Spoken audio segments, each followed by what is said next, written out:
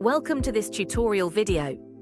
In this course, we will guide you step by step on how to display or hide environment in custom lighting. Let's try it together. Enter Interior Design.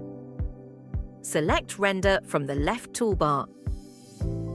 After entering the render page, you can click Edit in an existing custom lighting scheme to enter that scheme and configure its settings.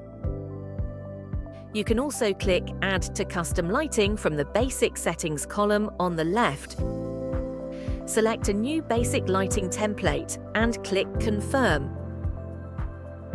After entering the custom lighting page, click the eyeball icon below, check Environment to display it, uncheck to hide it.